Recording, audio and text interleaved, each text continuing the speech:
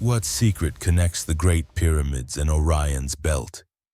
Across the desert under a velvet sky, 3 stars shimmer in a perfect line. And below them 3 pyramids rise from the sand, silent and exact, as if Earth itself once mirrored the heavens. Was it coincidence? Or a message carved in stone? For centuries, scholars have measured the angles, traced the alignments, compared the stones to the stars. Yet the deeper we study, the more the pattern seems to evade reason. The builders vanished, their voices lost in time, leaving only geometry so precise it defies the erosion of millennia. Who taught them to align the weight of the world with the breath of the cosmos? Perhaps the truth lies buried not in the sands, but in our perception, in what we choose to see and what we've been taught to forget. Beneath layers of accepted history, fragments whisper of a knowledge far older than dynasties, a memory that predates Egypt itself. Tonight we follow that whisper, through light and shadow, through dust and doubt. We listen, not to answers but to echoes. This is where the silence begins to speak, and where you begin to listen. Welcome to the Cryptic Realm channel. The night over Giza carries a strange kind of silence, not the absence of sound but a presence that listens back. The wind moves lightly across the plateau, tracing the contours of ancient stone as if remembering the hands that shaped it. We stand before the Great Pyramid and it stands before time itself, yet the air feels unfinished, like a question left half-spoken. Archaeologists call it engineering, historians call it ambition. But when you stand beneath those towering faces of limestone, something else hums beneath the definitions. A low, patient vibration that has nothing to do with weight or labor. It feels intentional, as though the stones were placed not just to reach upward, but to resonate inward toward something invisible. The builders left no signature, no clear name, no royal decree claiming the design. Even the tomb theory, so often repeated, begins to tremble under its own assumptions. Inside the Pyramid of Khufu, no body was found. The sarcophagus lies empty. The walls, bare of decoration, speak only in proportion and silence. It is a silence more deliberate than any script. Some say the missing voice of the builders is a sign of humility, that they wish to serve eternity, not memory. Others whisper it is the result of erasure, that something once written there was later wiped clean. There are fragments of accounts, Greek travelers, Arab chroniclers, each with differing recollections of what they saw within. Some described hidden chambers, others shafts that pointed toward stars.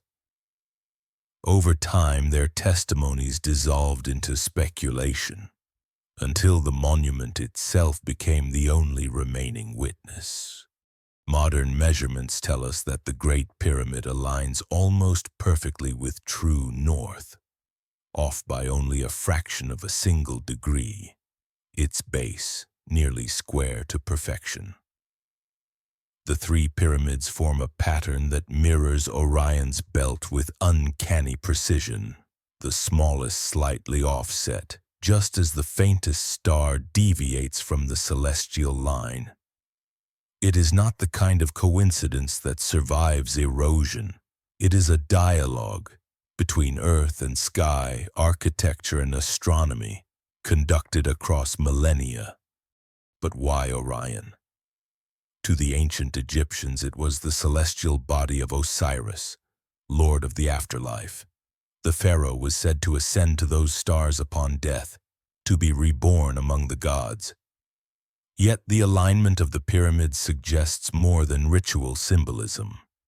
It suggests calculation, the knowledge of precession, of axial movement, of cycles that unfold over tens of thousands of years. Could such understanding truly belong to a civilization we call ancient? Or did the ancients inherit it from something or someone far older? Some geologists have pointed to water erosion on the Sphinx's enclosure, suggesting that both the statue and possibly parts of the Giza plateau were carved when Egypt was not a desert at all, but a land of rain, perhaps over 12,000 years ago. If so, the civilization capable of shaping such monuments predates known history. It belongs to a time before the written word, before the memory of kings. A forgotten chapter that official timelines refuse to read aloud. The possibility unsettles the comfort of chronology. Because if one piece of history stands outside the accepted frame, then the entire picture must be redrawn. It raises the question no scholar likes to face. What if our foundations, historical, cultural, scientific, are built on a silence deeper than we admit? The Great Pyramid does not answer. It does not need to. Its endurance is its argument. Long after the empires that studied it crumbled, after libraries burned and languages died, it remains a fixed point in the turning of the world. Perhaps that is the builder's only testimony, that something once existed with knowledge vast enough to command both matter and meaning. And so, we return to the night. The stars still burn with the same geometry, the same cold harmony that the builders once mirrored in stone. We look up, and the constellations look down, unchanged. Between them the line remains, Orion above, Giza below, a reflection so precise it feels intentional yet unclaimed. Maybe that is the secret. The pyramids are not monuments to the dead, but messages to the living. A code written in proportion and shadow, waiting for eyes that remember how to read it. Still, as the sands shift and centuries whisper past, the question lingers like desert wind. If the builders did not come from the past we know, then from where did they learn to shape eternity? There are chambers inside the Great Pyramid where sound behaves differently. A whisper does not fade, it lingers, soft, circular, as if the air itself remembers. The granite hums, resonant, alive in a way that stone should not be. Scientists have measured it.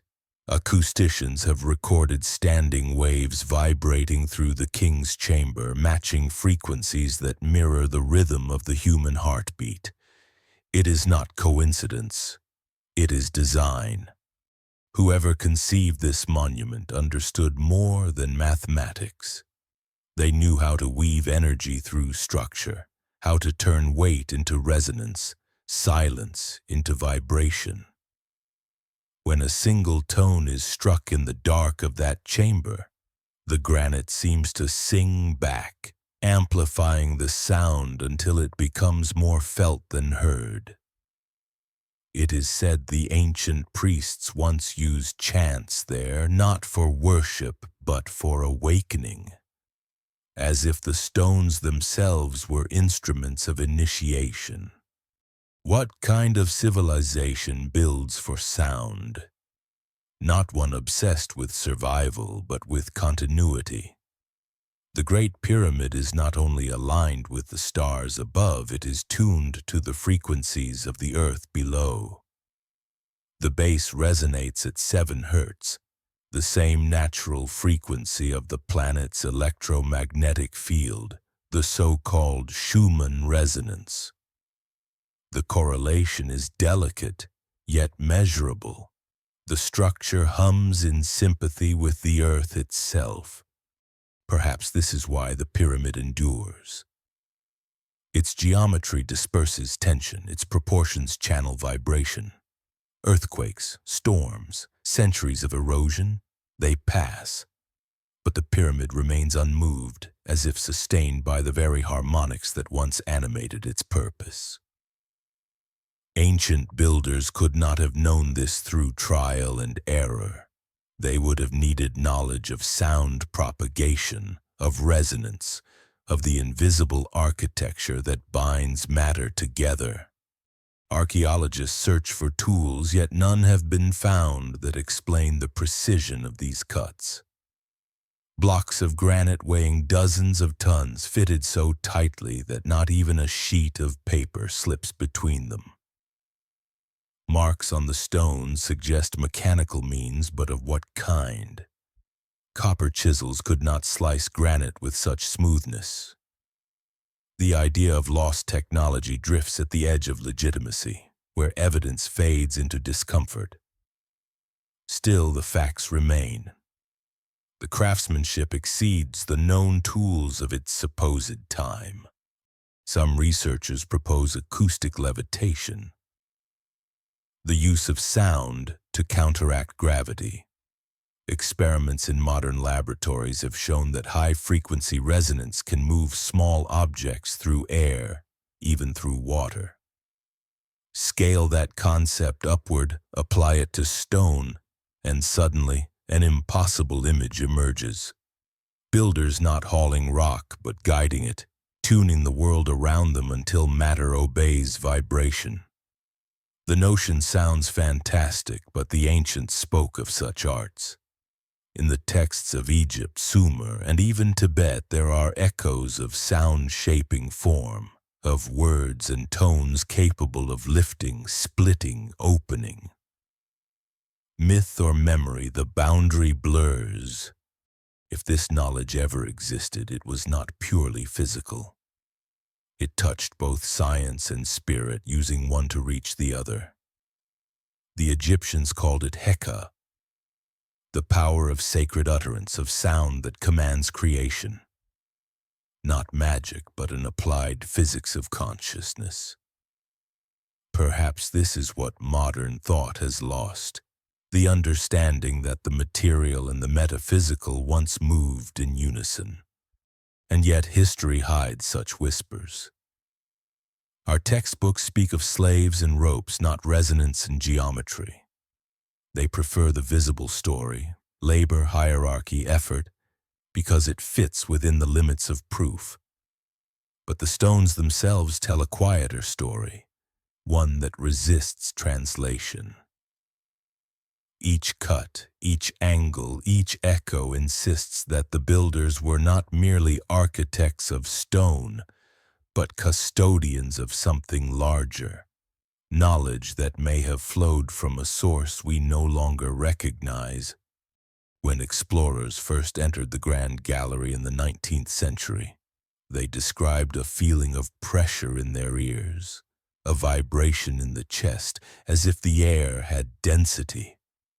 Some fainted, overcome by an inexplicable heaviness. Others spoke of a sense of being observed, not by presence but by awareness itself. The pyramid is more than stone. It is a field, a resonance, a silent instrument that continues to play. Could it be that the purpose of this monument was never burial but transmission? Not of bodies, but of frequencies. Messages encoded in geometry intended to last until someone learned to listen again. If so, what was it meant to awaken, and in whom? Across the earth there are places that seem to answer one another, not in words, but in alignment. If one draws a line through the Great Pyramid, the path brushes ancient sites as if by design. The temples of Angkor, the lost city of Petra, the Nazca Plateau, the Moai of Easter Island. It is only geometry, perhaps, or perhaps geometry is the language of memory, a pattern left behind by minds that once spoke in lines and stars instead of letters and sound. The Great Pyramid is not alone in its dialogue with the heavens. At Teotihuacan, far from the Nile, 3 pyramids rise in a similar formation, their layout reflecting the same celestial belt of Orion. In the high desert of Peru, lines carved into stone stretch for miles, visible only from above, forming shapes that echo constellations. In China, mounds older than dynasties mark the landscape, their symmetry nearly identical to those of Giza.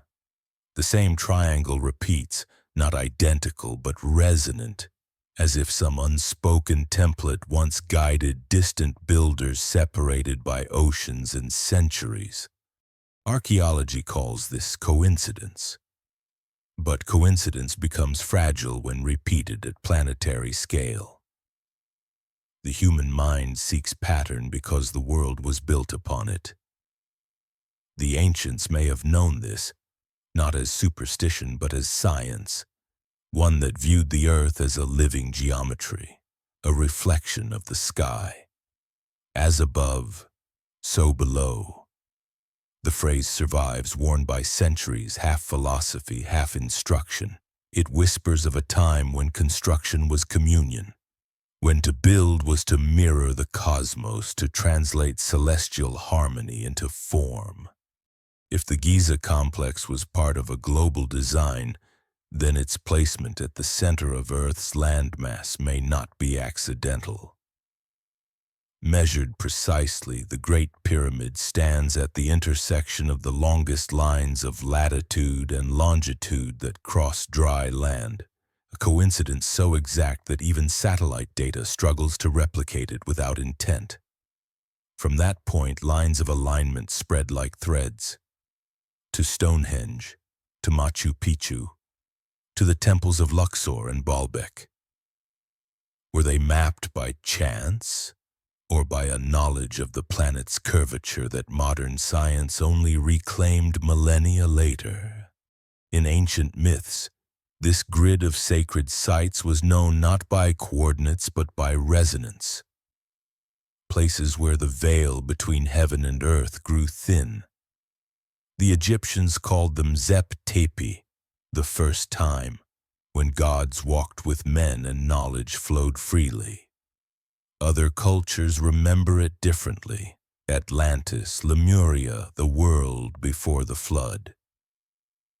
Beneath the poetry lies a common idea, that the earth once carried a unified understanding of energy, frequency, and form.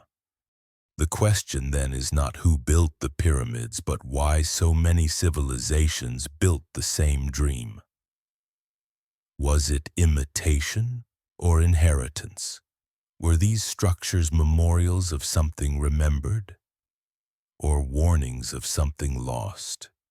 Some theorists speak of a forgotten epoch, erased not by ignorance but by catastrophe.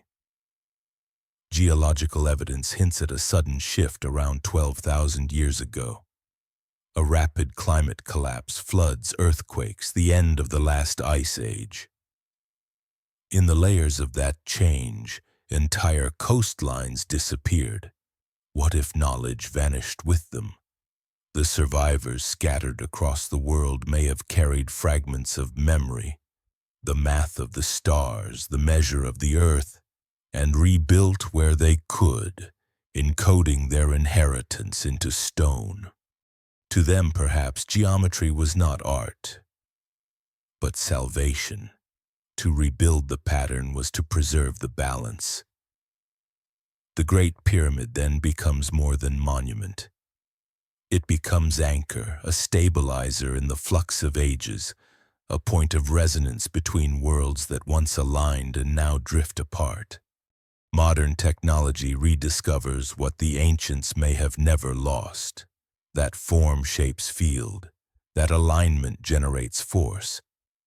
The pyramid's proportions, its height to base ratio, replicate the constant of pi, the golden mean, the pulse of all natural growth. Coincidence again, always coincidence. Yet the repetition persists, written into seashells and galaxies alike. If all this is only chance, then the universe itself is accidental.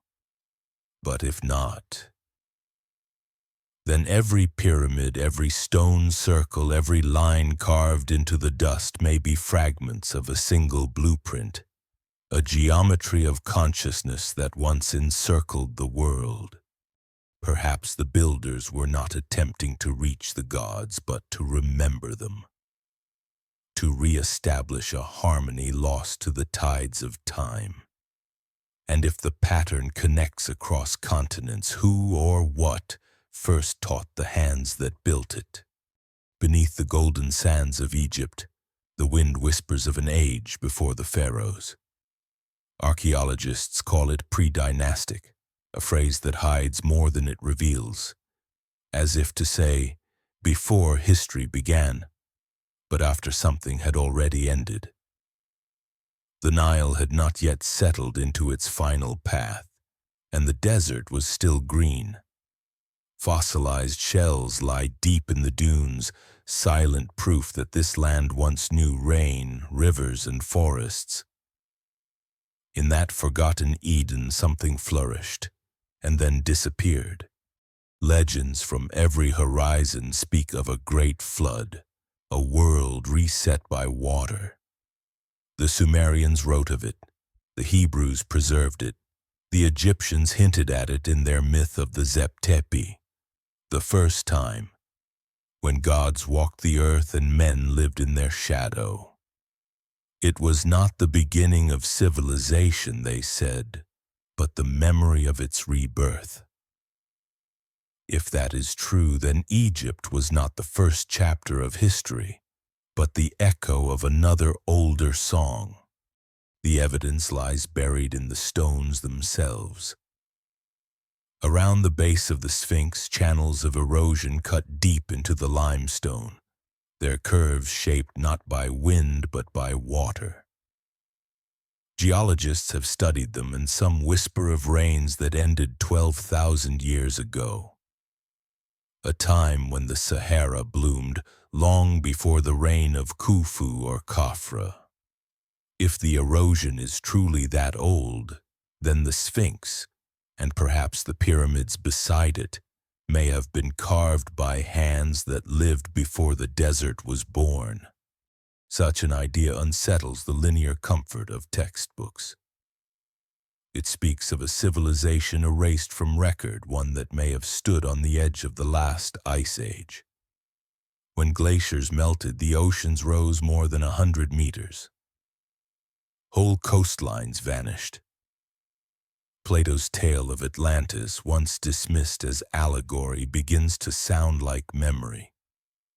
Not of a place, but of a pattern, a moment when knowledge drowned with the land that held it. What if the builders of Giza were not inventors but inheritors, heirs to a legacy salvaged from catastrophe? The pyramids, then, are not the beginning of human genius but the preservation of it. A message in stone meant to outlast flood and fire, carrying forward what parchment and voice could not. To endure, they built in language that nature understands, proportion, resonance, and alignment. A script that water cannot wash away. There are faint traces of this inheritance across the world. Stones older than the civilizations that surround them. The megaliths of Göbekli Tepe in Anatolia, dated to 10,000 years before Christ, rise with the same impossible precision as Giza. No known culture of that time possessed agriculture, let alone architecture. Yet the carvings there show celestial maps, zodiacal figures, and animals long extinct. The site was deliberately buried as if hidden from something or protected for someone. The same pattern, knowledge rising too early, too perfect, appears again and again like a handprint beneath the dust of millennia. The scholars who study these anomalies often speak softly, aware that the boundary between science and heresy is thin. The academic world prefers a neat sequence: hunter, farmer, city, empire. But the earth tells another story, of interruptions, of knowledge gained and lost, of restarts. The builders of Giza might have stood at the crossroads of such a return, rebuilding from memory what their ancestors once mastered. A revival, not a birth. If this was true, then what ended that earlier world? The evidence points to violence, not war, but nature itself in revolt. Ice collapsing, volcanoes roaring, skies clouded in ash. Comets may have fallen, seas may have boiled. In myth, it is divine punishment. In geology, it is cyclical renewal. Either way, the survivors would have seen the world end and begin again. To them, eternity was not belief. It was experience. Perhaps that is why they built in stone, not to worship gods, but to speak across endings. The pyramids were not monuments of power, they were anchors of memory. And if they inherited this wisdom, the greater mystery remains. From whom? A people before the flood, or something beyond the reach of human lineage? There are stories older than writing. They linger in the dust of tablets, in the lines of hymns, in whispers carved into stone. They speak of beings who descended from the stars, not as gods, but as teachers. The Sumerians called them the Anunnaki. The Egyptians spoke of the Neteru. The Dogon people of West Africa still remember the Nomo, who came from the Sirius system, shining twin lights in the night sky. Across continents and centuries, the same pattern hums beneath the names, an echo of contact, not worship. Modern eyes see myth, but myth has always been the language of memory. When a civilization encounters something beyond its grasp, it does not describe it with equations. It paints gods in wings and fire. Yet between the symbols a trace of technical familiarity remains, knowledge of the heavens, of geometry, of the laws of motion and measure. Ancient texts describe vessels that rose and descended, voices that thundered yet spoke, lights that guided by command. The Mahabharata calls them Vimanas. The Hebrew texts mention Merkava. The Egyptians drew boats that sailed the sky, their prows carved like serpents of flame. Perhaps these stories were not imagination, but translation. Attempts to frame an encounter that defied vocabulary. If something once visited Earth, something capable of flight, of power, of knowledge beyond measure, how would ancient eyes describe it? They would say the gods descended. They would kneel, not because they were primitive, but because they recognized magnitude. Among the earliest Egyptian myths, one name recurs: Thoth, the ibis-headed keeper of knowledge. He was said to have measured the heavens, given writing to humankind, and taught geometry to the first builders. His Greek counterpart, Hermes Trismegistus, became the father of the Hermetic arts. Those same principles of as above, so below that shaped the geometry of the pyramids. The emerald tablet attributed to him speaks of transformation through correspondence, the union of heaven and earth through understanding. Who was Thoth truly? A man, a myth or memory of someone who came from elsewhere, not divine, but different. Even the priests of later dynasties admitted they inherited his knowledge from an age long vanished. They called themselves the restorers, never the creators. In their temples, hieroglyphs record that the art of stonecraft, of measure, of cosmic alignment came from the followers of Horus, beings who lived before the first kings, before the Nile's second birth. What if these were not metaphors, but witnesses? The remnants of a relationship between early humans and a presence that intervened when the world began anew after the flood.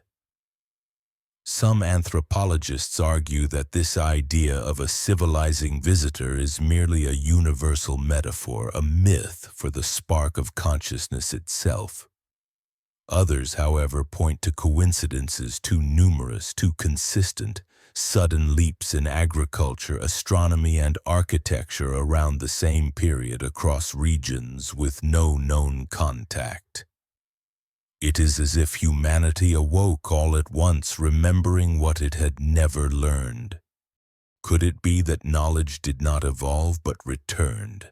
That something, someone, reminded us who we had once been? The traces are faint, but persistent.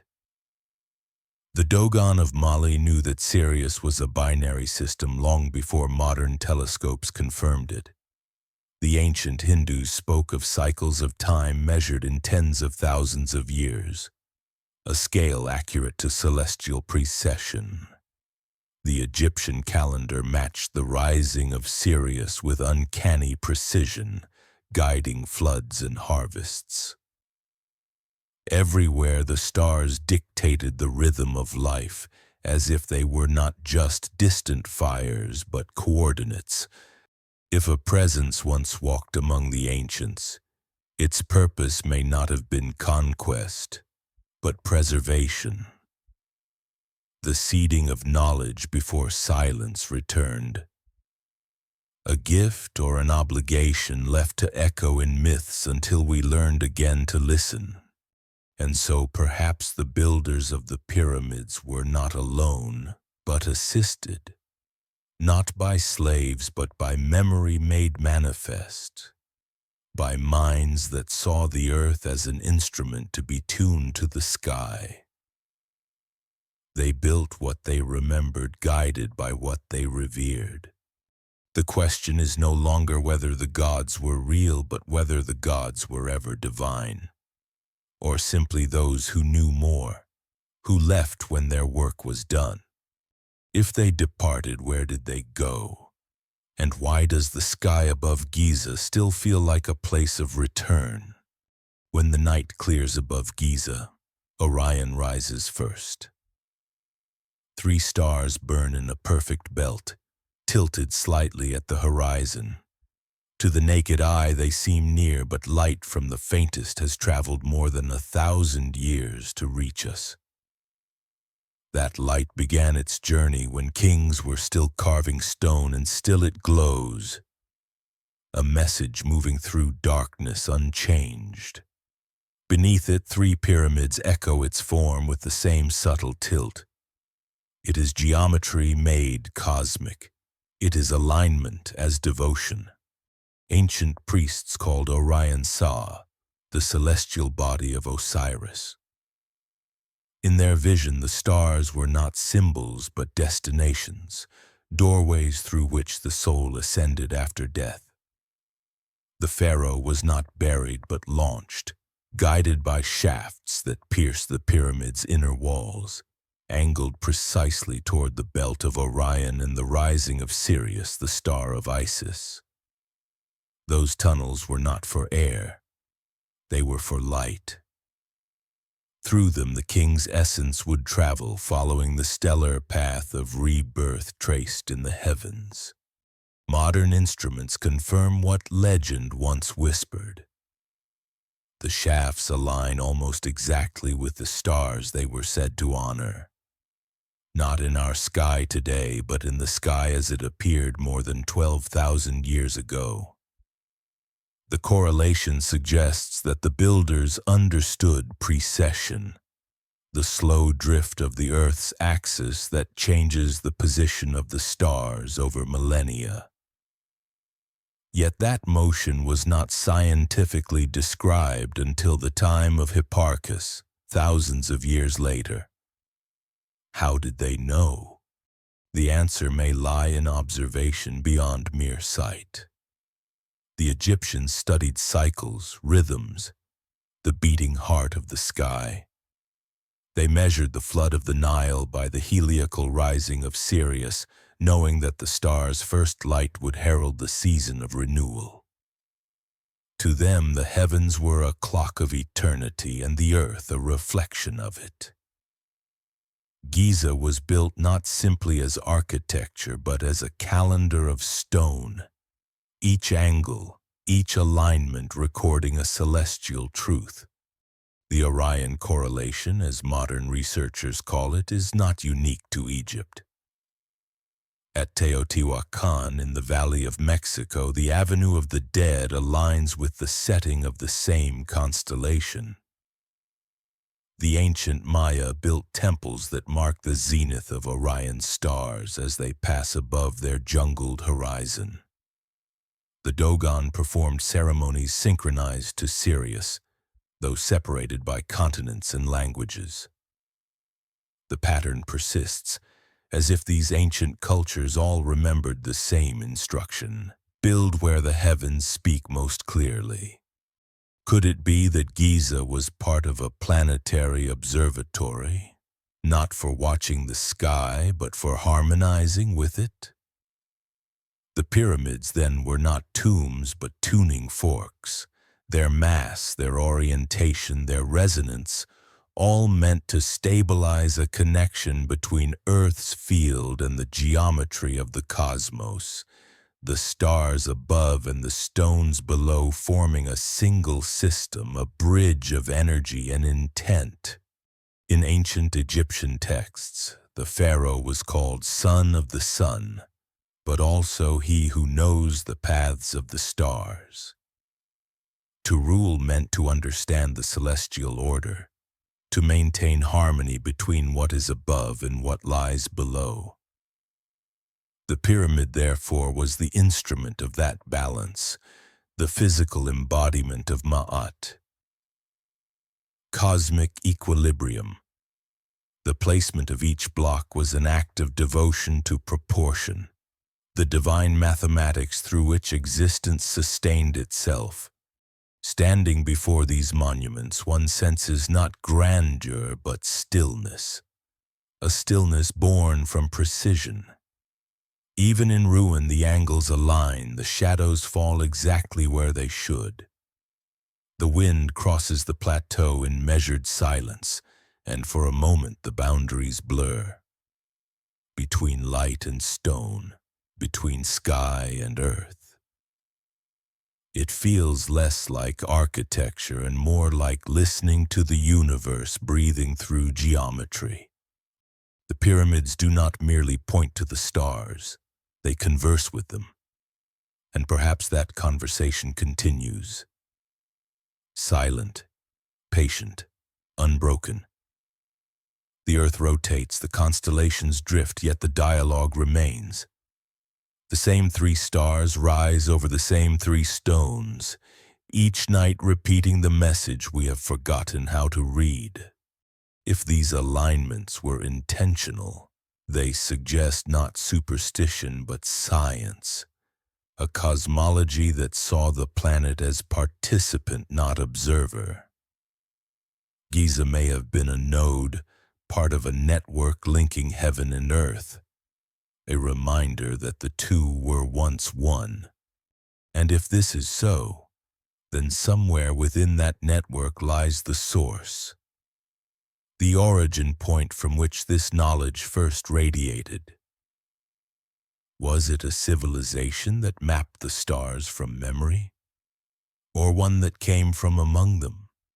There is a story the priests of Heliopolis once told in whispers, of a land that came before Egypt, before time itself. They called it Zep Tepi, the first time, when the world was still wet from creation and the gods walked among men. In that age, the Nile had not yet found its course, and the stars hung lower in the sky. It was said that the pyramids were built to honor those memories, to preserve the order of the heavens as it was before the world changed. But where was that land? that first time, said to have existed.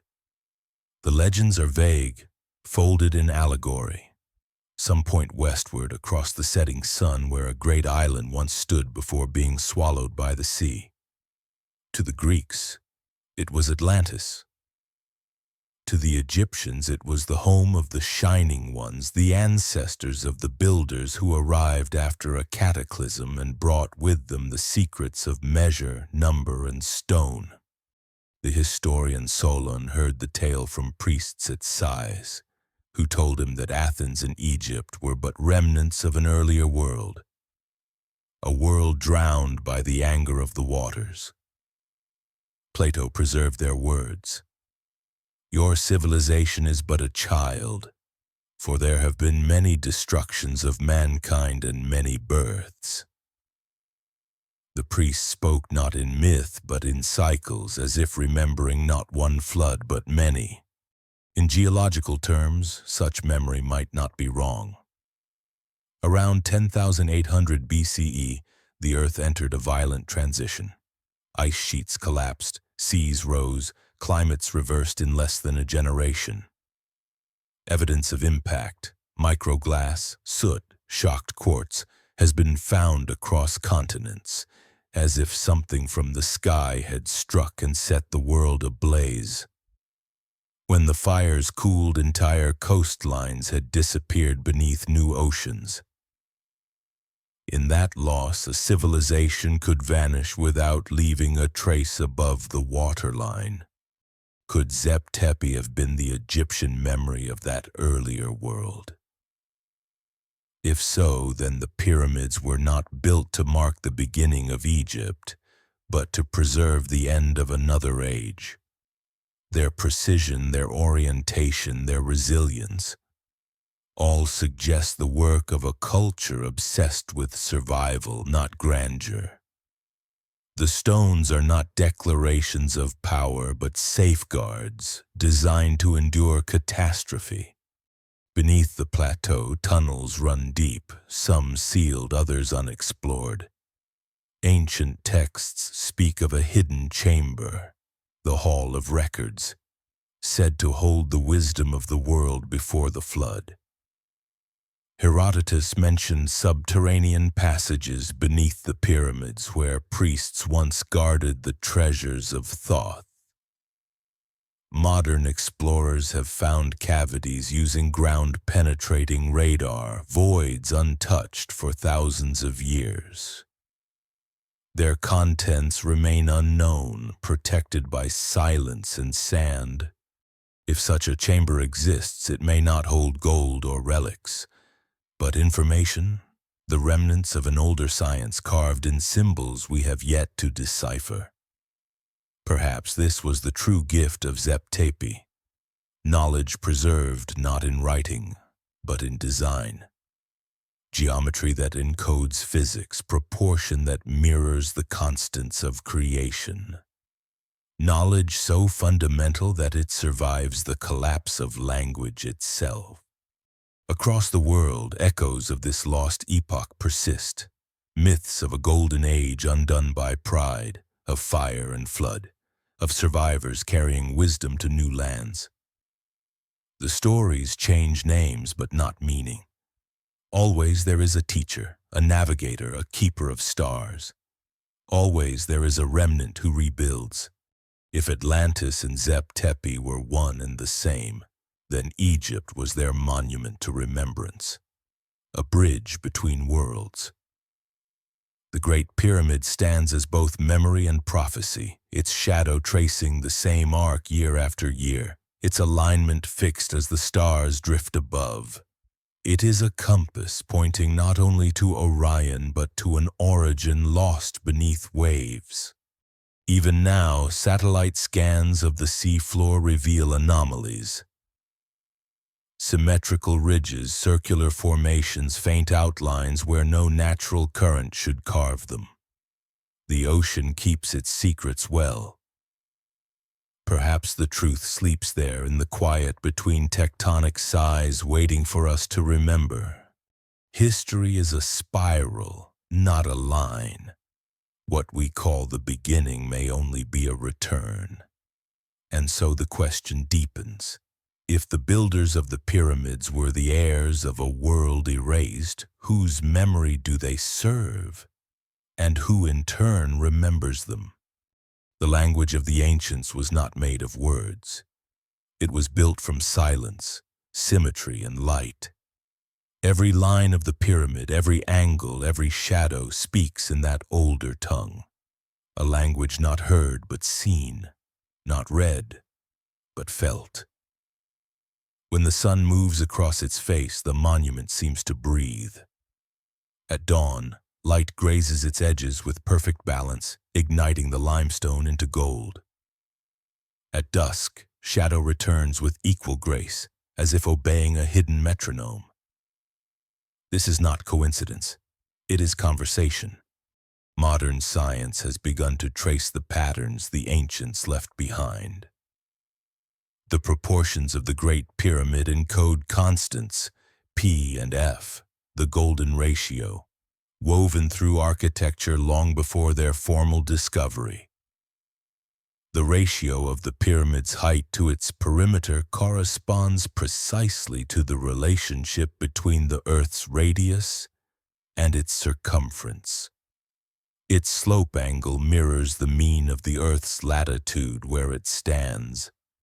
It is as if the builders possessed an intimate map of the planet, drawn not in ink but in geometry. To some, these numbers are accidents of design, the result of aesthetic instinct. But instinct does not yield universal constants. A pattern that binds the microcosm to the macrocosm suggests intention. It implies that the pyramid was more than a monument. It was a message encoded in form, a data structure in stone. Ancient scribes spoke of meditative, the words of the gods, symbols carved not for beauty but for power, each carrying vibration, resonance, and intent. The hieroglyph for the pyramid itself was not a tomb, but a radiant beam, a mountain of light. Within this light, they said, knowledge was preserved, not as text, but as harmony. The builders may have understood that truth is not best guarded by secrecy, but by simplicity. A shape cannot burn, a proportion cannot erode. When time erases memory, geometry remains. In this way, the pyramid becomes an ark of information, a vessel for what cannot die. Across the plateau, smaller pyramids echo the same proportions, scaled down, but never distorted. It is as if they were tuned to the same frequency, forming a chorus in stone. Even their spacing reflects musical intervals. The distances between them correspond to ratios found in harmonic scales. The ancients may have used mathematics not as calculation but as invocation, numbers as bridges between worlds, uniting matter and meaning. In that sense, the Great Pyramid was less a structure than an equation, one that links heaven and earth through design. Its geometry mirrors the orbit of the planets, the tilt of the Earth's axis, even the time it takes for light to travel between sun and sky. When measured in cubits, the sacred unit derived from the human body, its dimensions align with astronomical cycles. The builders translated the rhythm of the cosmos into architecture, making the invisible visible. Perhaps this was the true Hall of Records, not buried beneath the sands, but standing in plain sight, waiting for those who could read its code. A code without language, beyond culture, beyond translation. To understand it requires not belief, but perception, the kind that listens for symmetry and feels for resonance. Even now, when one stands within the king's chamber, surrounded by granite that hums softly at its natural frequency, the air vibrates with purpose. The chamber's length and height correspond to acoustic harmonics, the sound of which amplifies human breath into waves that seem to touch the walls and return changed. It is a dialogue of vibration, a reminder that matter itself can think when tuned to meaning. The ancients may have seen creation as an act of sound, the spoken world into being, the resonance of the divine word. If so, then the pyramid was both receiver and transmitter, a harmonic bridge between the earth's pulse and the celestial choir above. A monument not to death but to memory, the memory of how the universe speaks to itself. And if the builders truly encoded the laws of proportion and vibration within their stones, then what else might they have hidden? Constants of light, of energy, of form.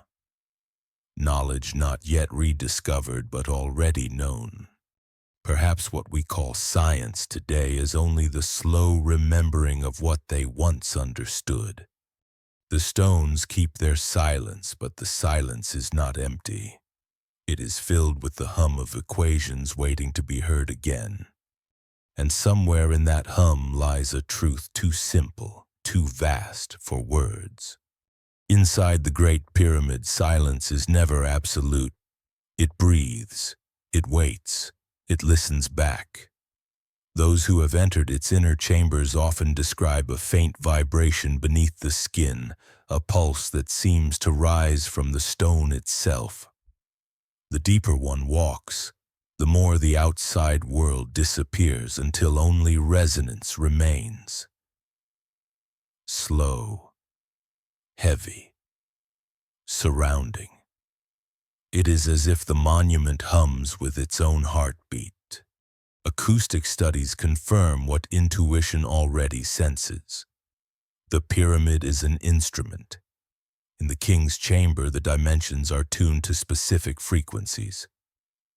When a low tone is struck, a simple hum, a word, even a sigh, the walls return the sound in waves, overlapping and amplifying until it fills the entire chamber with trembling light. Frequencies between 110 and 120 hertz create standing waves that vibrate through granite and bone alike. In that resonance, one feels less like a visitor and more like a participant, part of a living structure designed to awaken through sound. Why would builders of stone care so deeply for tone?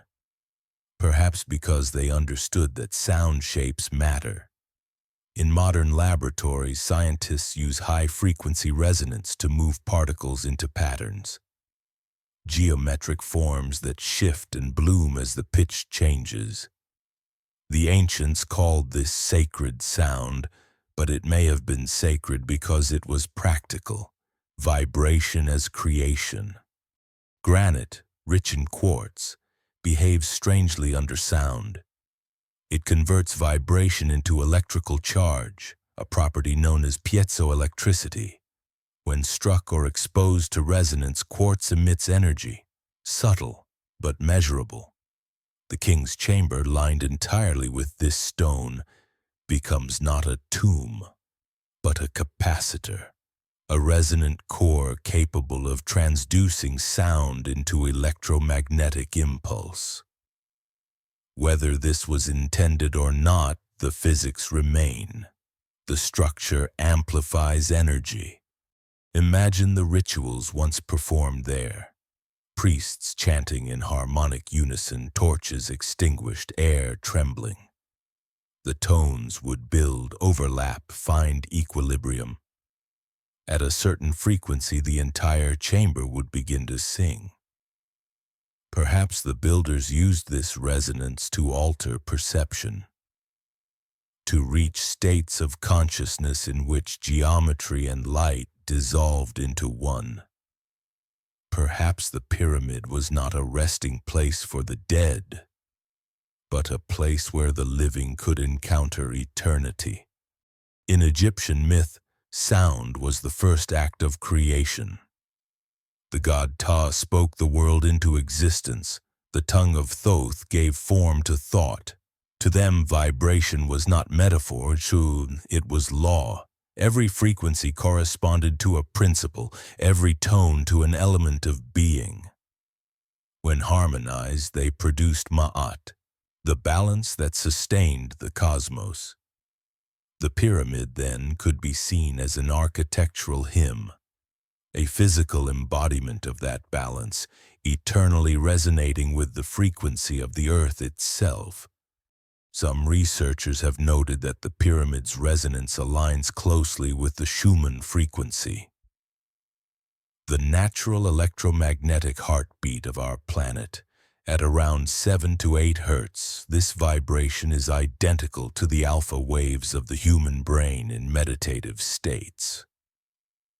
Coincidence again, or design? It suggests the builders may have tuned their monument to synchronize the mind with the earth, uniting human awareness with planetary rhythm. In such alignment, the body becomes an instrument, the pyramid its amplifier, and consciousness its music. This might explain the peculiar reports of those who meditate or chant within its walls. Sensations of weightlessness, flashes of light behind closed eyes, a timelessness that dissolves the sense of self.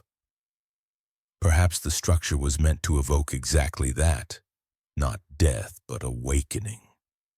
The journey of the soul as frequency, ascending not in body but in vibration, guided through the stone corridors that mimic the pathways of the stars. The ancients may have known that the universe is not built from matter but from resonance, patterns vibrating in endless exchange. To master sound was to speak the hidden grammar of creation. The pyramid, in that sense, becomes a bridge between science and spirit, technology and theology. The architecture of a worldview in which both were the same. Standing in the desert night, one might almost hear it still. That low, unending hum beneath the wind. It is not an echo of the past, but a reminder of continuity. The quiet rhythm that has never ceased. Perhaps this is why the pyramids have endured while empires crumbled. They are tuned to the song that never dies. And if that song was meant to be heard again, then maybe the question is not whether the pyramid still sings, but whether we have forgotten how to listen. To listen, truly listen, is to remember. The ancients may have known this long before we did. To them, listening was not a passive act, but a form of communion. They believed that the universe spoke in frequencies and that silence was simply sound too vast for human hearing. In the Great Pyramid, they built not an echo but an instrument tuned to that deeper language. Modern science has only begun to rediscover what ancient builders seemed to understand intuitively. That vibration shapes reality. Quantum physicists now describe a universe woven from oscillations, particles flickering in and out of being, held together by rhythm, not substance. What we call matter is only music slowed down enough to touch. The Egyptians did not name it quantum theory, but their temples whispered the same truth through stone. In the temple of Hathor at Dendera, carvings show priests holding what appear to be tuning instruments, their hands extended toward symbols of energy and light. Some interpret these as metaphors, others as memory, fragments of a science expressed through symbol. The ancients rarely divided the physical from the spiritual. To build was to pray, to measure was to sing. The walls of ancient sanctuaries were designed not merely for beauty but for sound. The corridors of Saqqara, the crypts beneath Abydos, even the sanctum of Luxor. Each resonates at precise frequencies when a human voice enters its core. Some tones amplify, others vanish, as though the stones themselves choose which words to carry. Perhaps this is why prayers were chanted, not spoken, to align the human voice with the geometry of the divine. In these spaces, every vibration mattered. The human body became part of the design, lungs, chest, and skull resonating like chambers of an instrument. When the tone found its match within the walls, the line between singer and stone dissolved. For a moment, the voice of man and the voice of the monument became one. Such understanding may seem mystical, yet it aligns perfectly with the physics of resonance. Every structure, every atom vibrates at a natural frequency. When another frequency matches it, amplification occurs. Energy flows freely. Matter responds. Form changes. The ancients may have applied this principle not only to architecture but to consciousness itself, using sound to attune the mind to higher patterns, to shift awareness beyond the limits of the senses. Perhaps this is what initiation once meant, learning to listen until one could hear the harmony that underlies all things. The pyramid, then, was not a machine in the mechanical sense, but in the metaphysical one, a bridge between vibration and perception, between the rhythm of the planet and the rhythm of the soul. In the quiet language of physics, we now know that the earth hums. Seismic sensors record low-frequency vibrations that resonate through the crust, inaudible yet constant. They pulse with the same rhythm the ancients might have called Ma'at, the balance of creation. The pyramid's geometry, aligned with true north and the cycles of the stars, sits squarely within this field. It may be that the builders placed it not randomly, but precisely where the Earth's frequencies converge most strongly, the planet's harmonic node. If so, the pyramid becomes a vast amplifier of planetary sound, a tuning fork for the Earth itself. Those who entered it were not visiting a tomb, but stepping into the pulse of the world. The hum beneath their feet, the vibration through the walls, the light filtering down the passageways, munudad, all designed to remind them of their place in a living cosmos. It is possible that such awareness was once common. Across cultures, the act of listening shaped ceremony and science alike. From the chants of Tibet to the drums of the Andes, from Gregorian resonance in cathedrals to the sacred syllables of the Vedas, each echoes a memory of vibration as bridge. The form changes, but the intent remains, to remember that the universe is not silent and neither are we.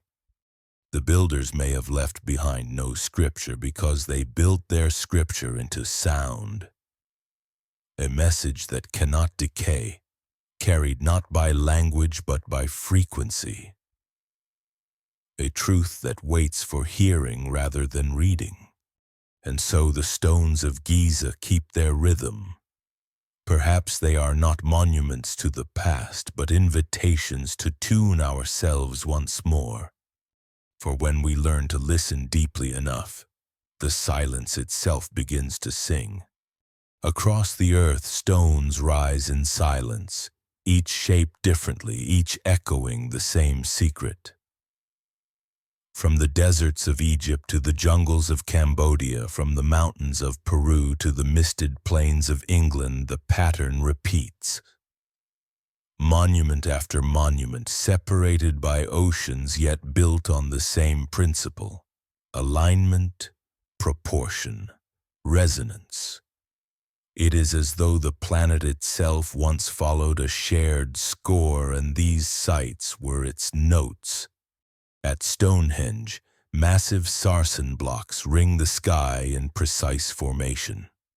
When wind passes through them, it produces low-frequency vibrations that ripple through the ground. Inaudible, but measurable. In the Andes, the fortress of Sacsayhuaman fits stones of impossible weight so perfectly that no mortar is needed. Their joins curved as if softened by heat. In Angkor Wat, the towers mirror the same constellation of Orion's belt, rising above the jungle in symmetry with the heavens. Different cultures, different times, yet the same geometry, the same astronomical alignments, the same reverence for sound and sky. Coincidence becomes fragile when repetition becomes pattern. Perhaps these places were not built in imitation but in memory. Fragments of a single older tradition that once spanned the earth. Researchers have noted that many of these sites share another subtle feature. They stand on lines of geomagnetic anomaly, regions where the Earth's natural fields shift and concentrate. These lines, mapped across the globe, form a network some call ley lines, invisible arteries of planetary energy. To ancient builders, these locations may have been chosen not for convenience but for resonance. The stones amplify the frequencies of the earth beneath them, each site humming at its own harmonic key. If this was deliberate, it reveals an understanding of the planet that modern science is only beginning to rediscover.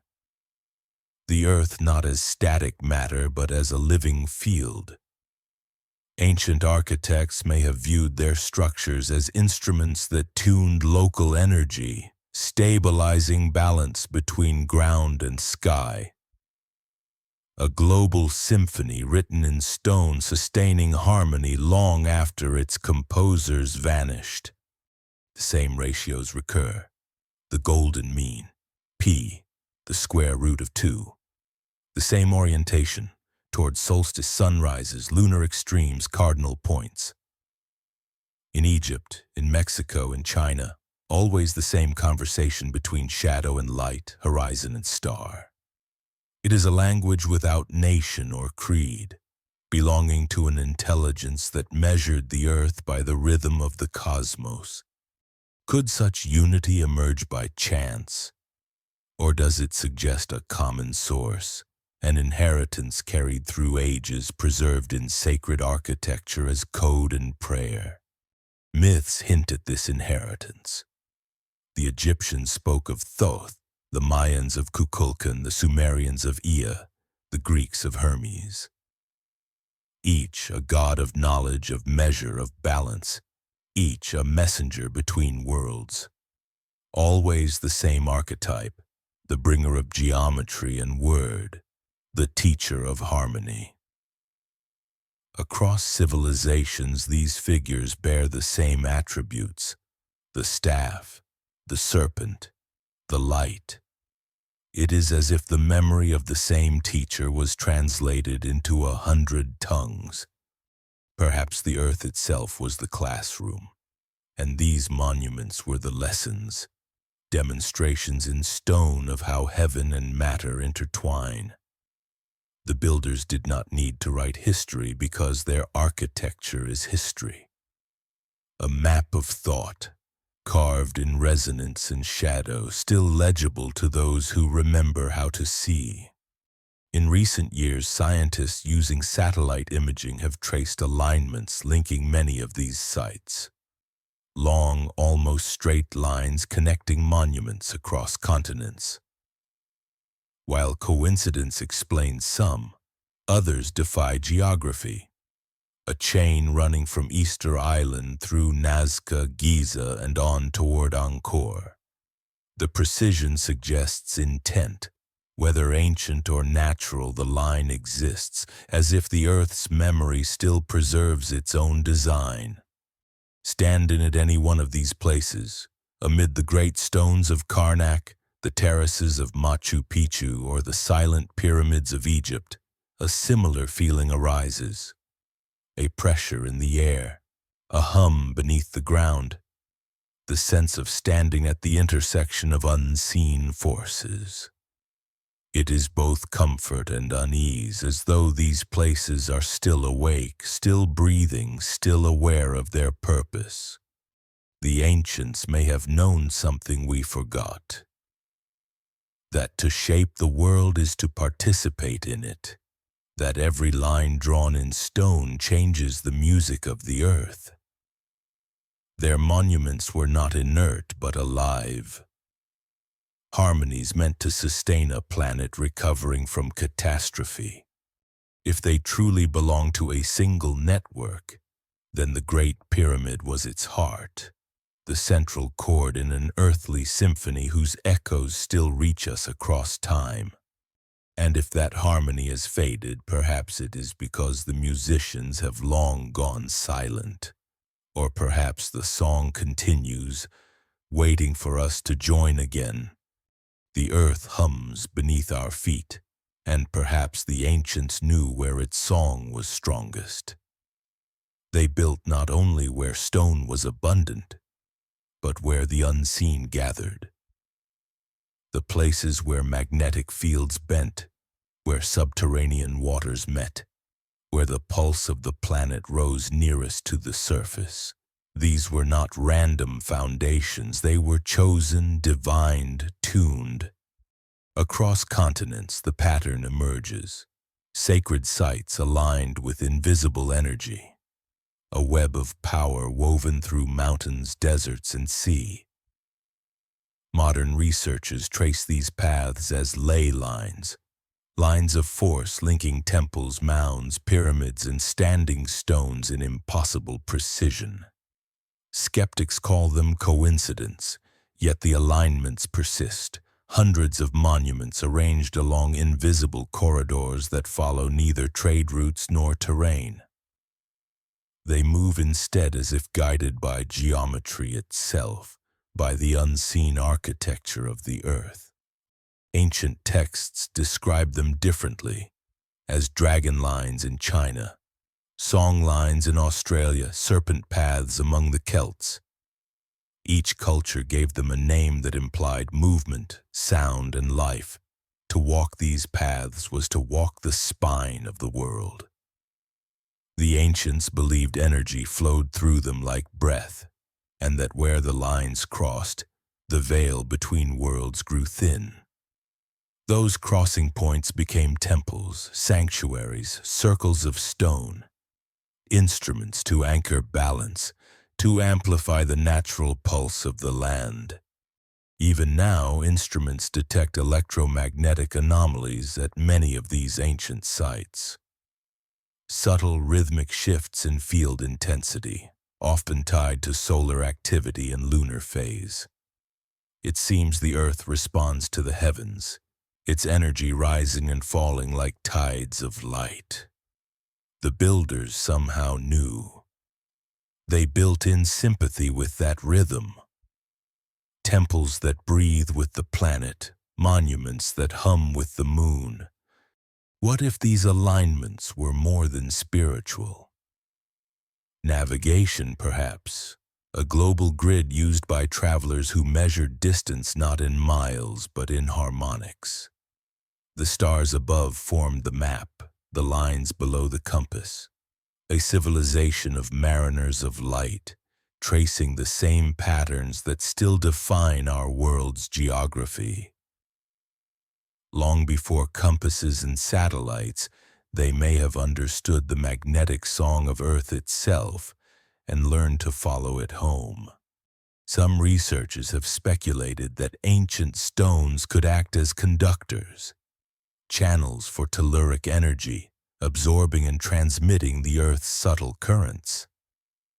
Granite, rich in quartz, piezoelectric and resonant, could gather this energy like a living crystal. When arranged in certain shapes, pyramids, circles, towers, the stones might amplify the field, creating zones of coherence where human physiology could respond. In such places one feels it, a calm, a vertigo, a sense of expansion. Modern visitors report measurable changes, shifts in brainwave patterns, alterations in electromagnetic readings, anomalies in compass bearings. Science hesitates to name it, yet the phenomenon repeats wherever ancient architecture and planetary energy converge. It is as if the builders left behind sanctuaries not of worship, but of resonance. Places designed to restore the connection between human and earth. Perhaps that was their purpose, to heal what the flood had broken, to reweave the harmony between heaven, earth, and mind. Their network of monuments formed acupuncture points upon the planet, each stone a needle in the skin of Gaia, restoring balance after catastrophe. The Great Pyramid at the intersection of this global lattice would then be the heart, the resonant core of an organism too vast to see, too ancient to name. In myth, energy and life are inseparable. The Chinese called it qi, the Hindus called it prana. The Egyptians called it ka, the vital current that flows through all beings. If the builders worked with these forces, they were not magicians but scientists of spirit, engineers of balance. They understood that to build upon the earth was to converse with her, that every stone placed correctly was a note in a planetary song. And if that song is dimmed, perhaps it is because we no longer listen to the ground beneath us. Our monuments now reach for the sky, but forget the pulse of the soil. We build upward, not inward. Yet still the old lines remain. Buried under cities, running through mountains, crossing oceans, they have not vanished, only our awareness of them has. At Giza, the desert wind still carries the same frequency.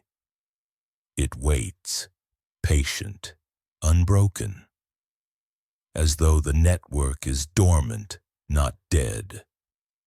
As though one day, when we remember how to listen again, the earth will answer. There are moments when the stones of Giza feel less like ruins and more like machines at rest. Not lifeless, not broken, merely silent, as though awaiting a signal that has not yet returned. Their precision, their scale, their impossible endurance, all suggest purpose beyond burial or display. The longer one stands before them, the more they resemble instruments designed to work with the earth, not against it. If the builders truly understood the energies of the planet, magnetic, acoustic, electric, then perhaps they found ways to harness them long before the words technology or science existed. In modern laboratories, researchers have discovered that the chambers of the Great Pyramid amplify electromagnetic energy. At specific frequencies, the geometry focuses waves in the cavities beneath its base, concentrating energy fields as though by design. The effect is subtle, but measurable, a natural resonator built at monumental scale. To the ancients, this was not magic, it was memory.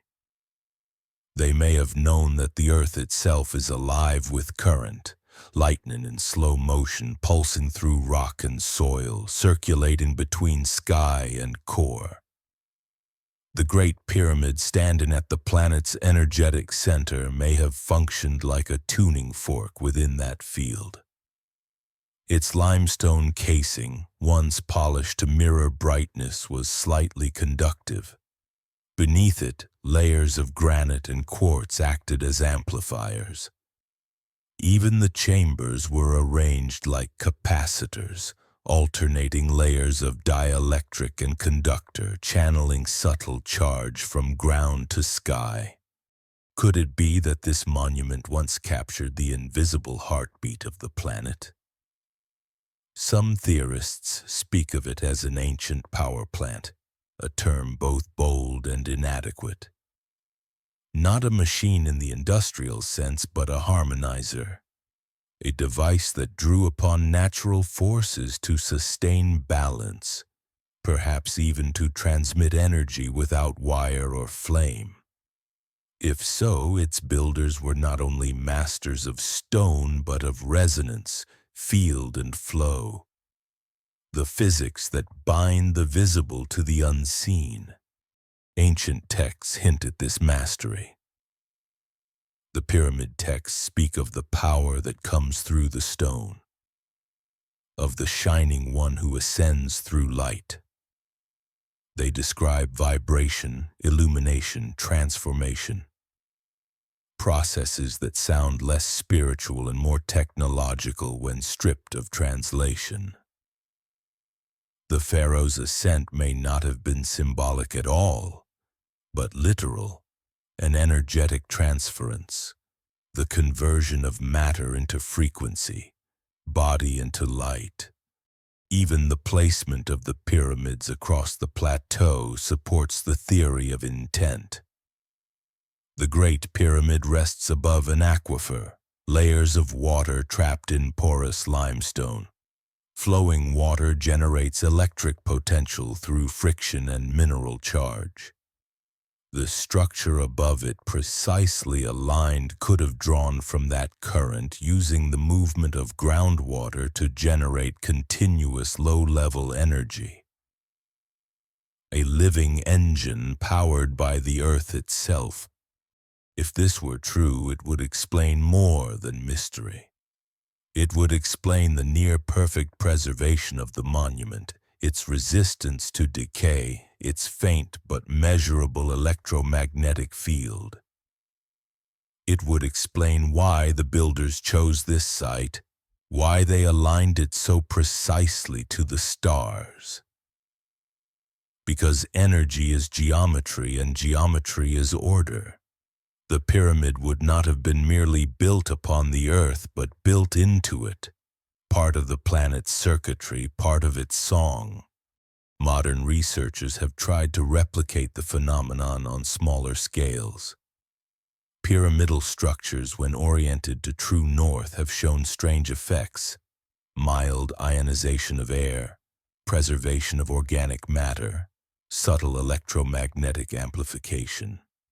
Coincidence, perhaps, or residue of a forgotten science, one that worked with the harmonics of nature instead of forcing them.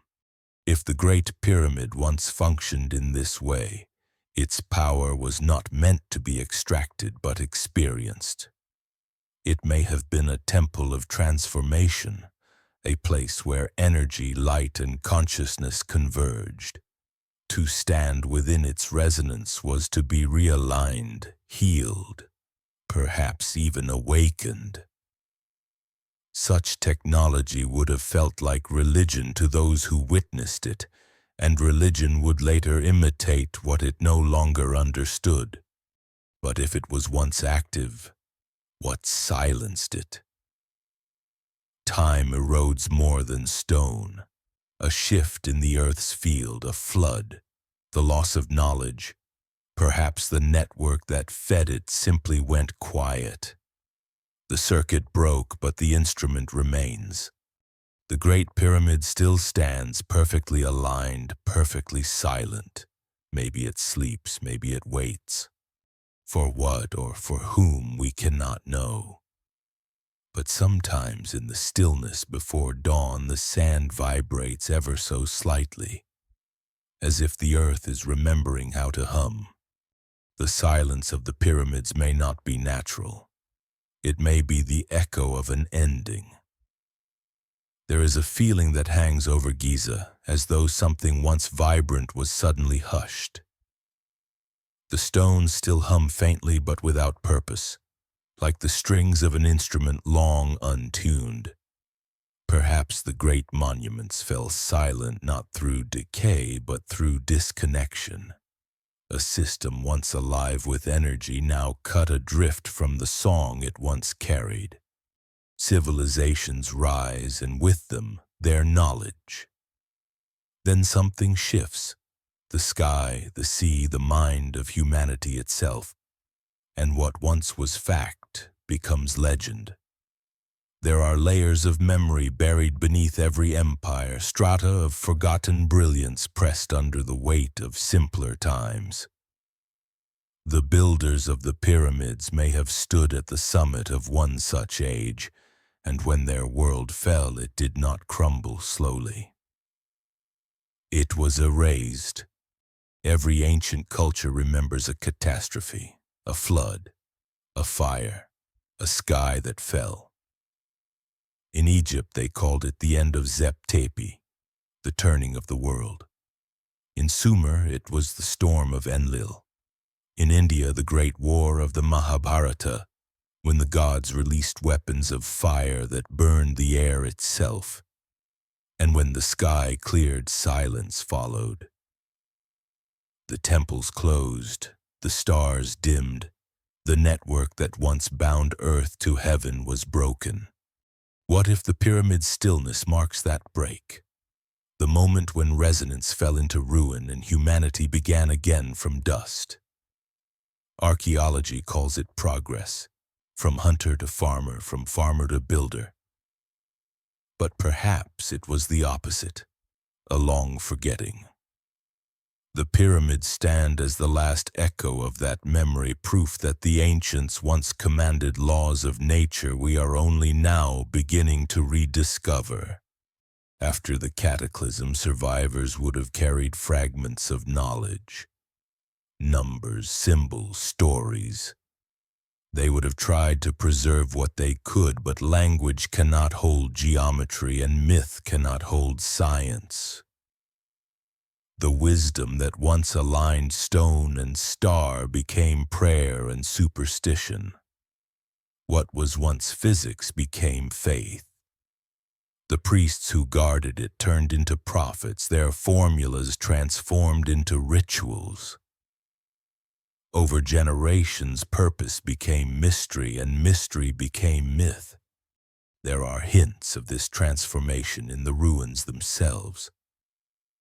Beneath later temples lie older ones, their foundations more precise, their alignments more exact.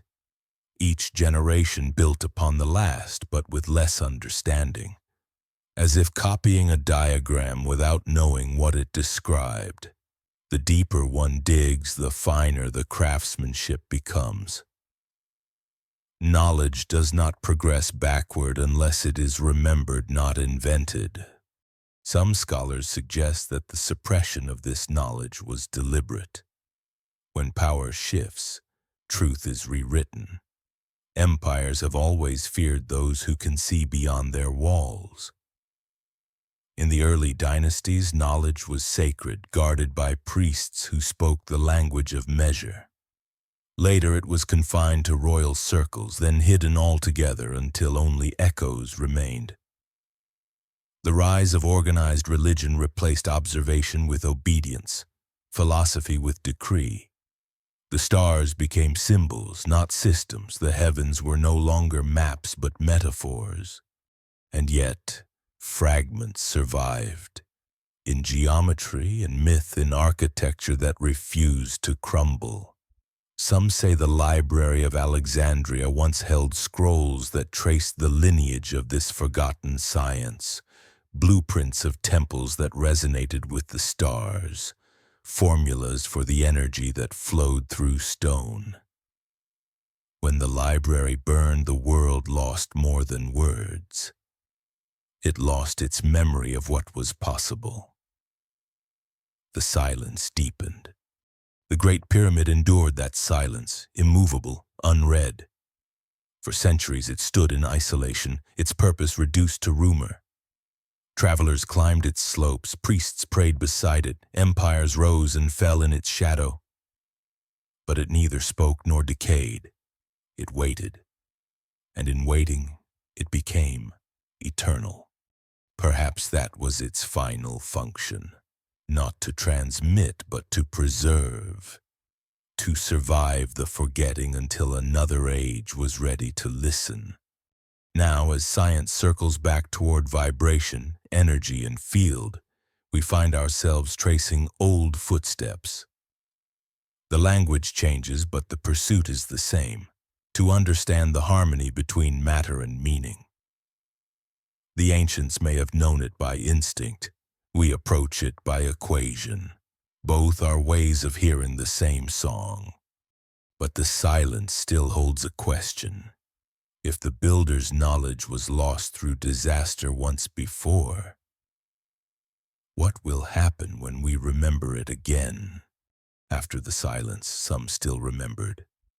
Not the full language of stone and star that had already faded, but fragments, symbols, whispers of proportion and power. They carried this memory like embers, shielding it from wind and empire alike. In caves, in sanctuaries, in the hidden chambers beneath temples, they guarded what little remained. Knowledge once spoken openly became secret, and those who held it called themselves keepers, not teachers. They formed the first brotherhoods, the mystery schools of the ancient world, Egypt's Perank, the House of Life, the Pythagorean circles of Greece, the temples of Hermes in Alexandria. Each preserved some echo of the builder's art, geometry as sacred, number as divine, sound as creation. To them, learning was not accumulation but remembrance, a return to a truth humanity had once lived within. From these schools came the language of symbol, the triangle, the eye, the serpent coiled upon itself, all remnants of a system that saw spirit and science as one continuum.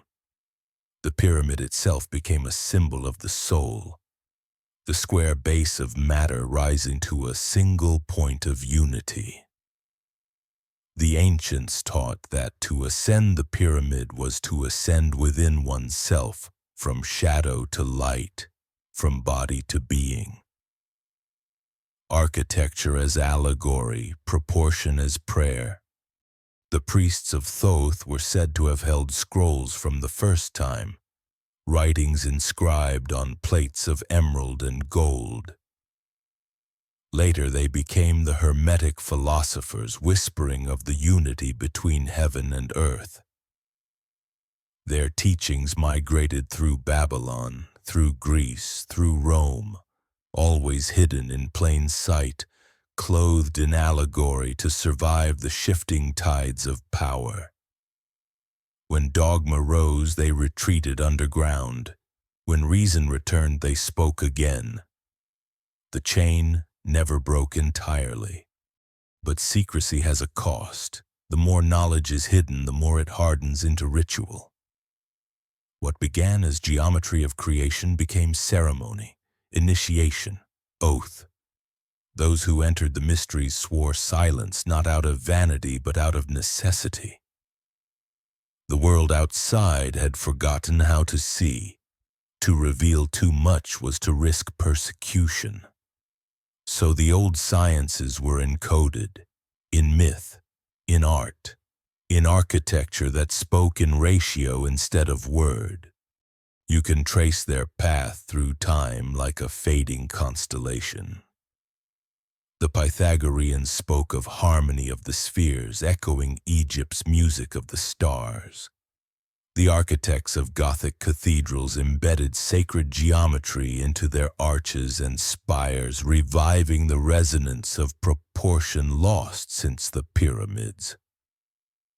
Even the Renaissance, with its sudden explosion of light and measure, carried Hermetic fingerprints. The rebirth of an ancient flame disguised as modern brilliance, and yet the source remained veiled. The deeper one followed these teachings, the more the trail led back, always back, to the Nile, to the desert, to the soundless heart of Giza. For every order that rose, the Rosicrucians, the alchemists, the Freemasons, each claimed descent from those who knew the measure of the world. Their emblems carried the same geometry, the square, the compass, the unfinished pyramid. Their initiation rites echoed the ascent through chambers. Darkness, passage, illumination, the path of stone transmuted into the path of the soul. But what were they protecting? Perhaps not power, but memory. A fragment of knowledge too easily misused, that energy, sound, and thought are one continuum. To wield that truth without wisdom could unbalance the world. So they taught in symbols, in allegories that only those prepared could decode. A protection not just against oppression, but against ignorance. Still, time erodes even secrecy. The houses of life closed, their scrolls scattered. The library of Alexandria fell, and with it entire branches of understanding were lost. Yet the symbols survived, drifting like seeds across centuries, taken root in the dreams of those who sought meaning and proportion. Perhaps this is why the same geometry reappears in every age. In art, in architecture, in music. The builder's fingerprint endures, quiet but persistent, waiting to be recognized. Now, in the hum of modern machines and the language of equations, we find ourselves rediscovering their truths. Vibration, energy, resonance, unity. But we treat them as novelty, unaware that we are tracing the perimeter of a circle drawn long ago. Maybe the mystery schools foresaw this return. Maybe that was their purpose all along. Not to hoard the flame, but to keep it alive until another dawn. And if that dawn has come, if humanity once more stands at the edge of remembrance, the question whispers like wind through the stones. Will we guard the knowledge again, or finally understand it?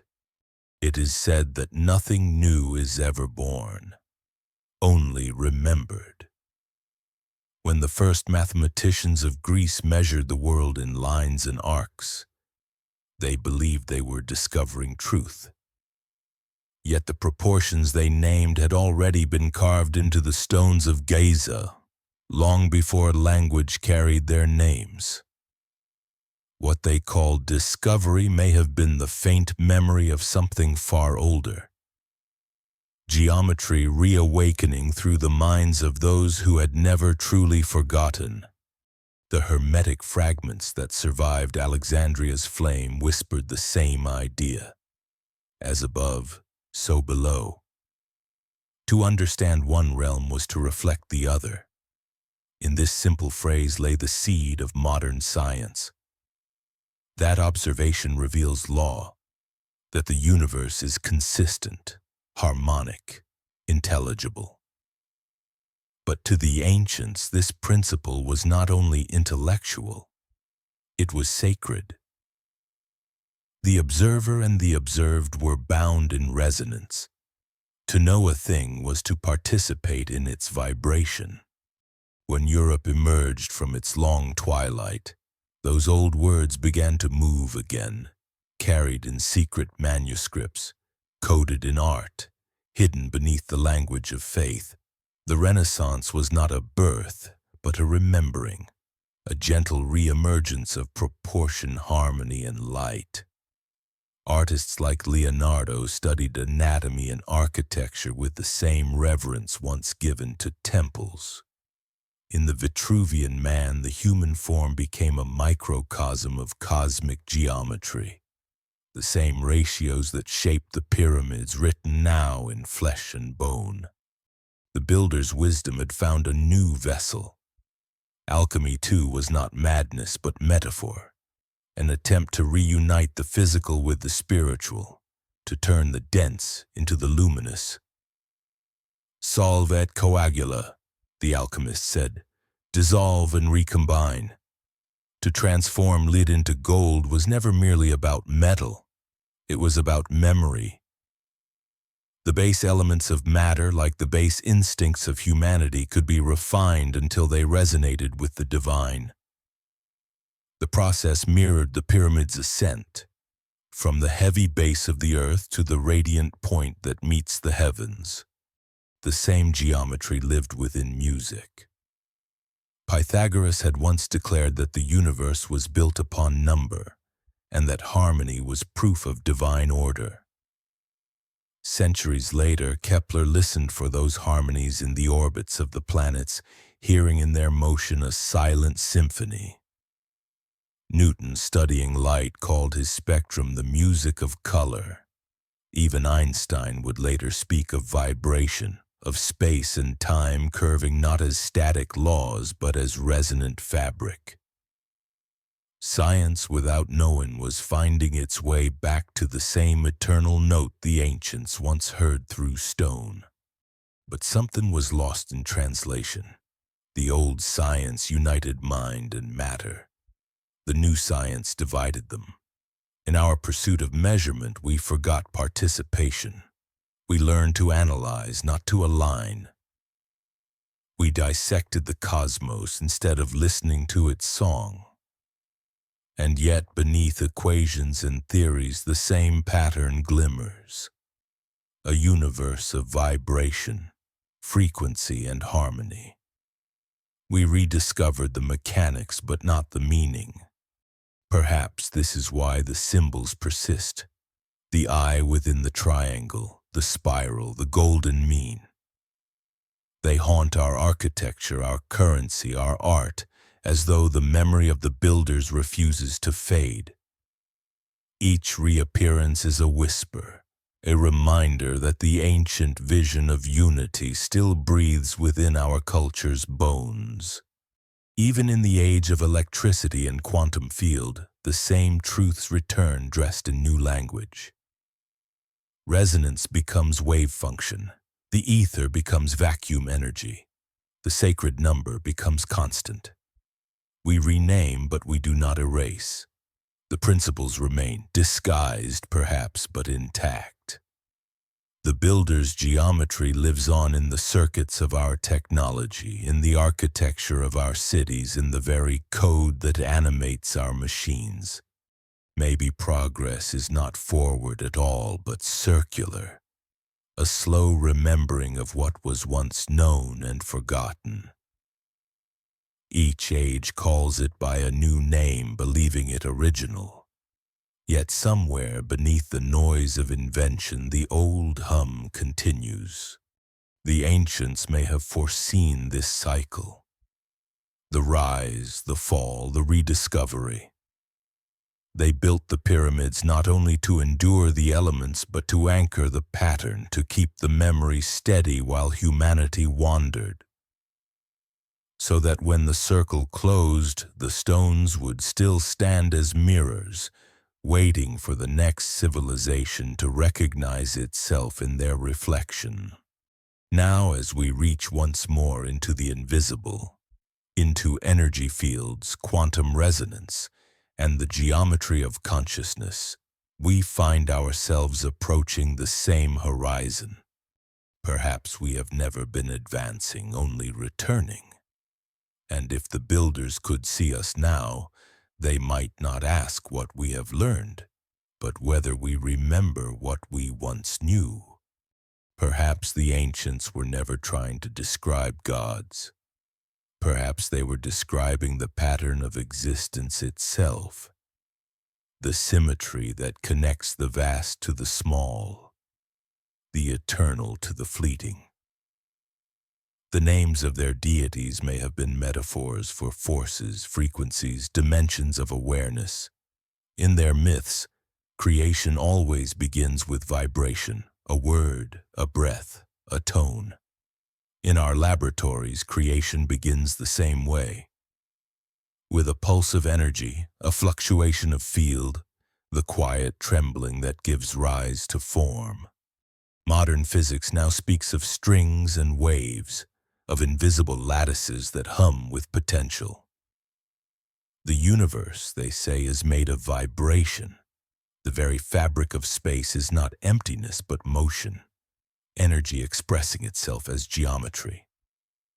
It is the same truth the builders carved into stone, only written now in equations instead of proportion.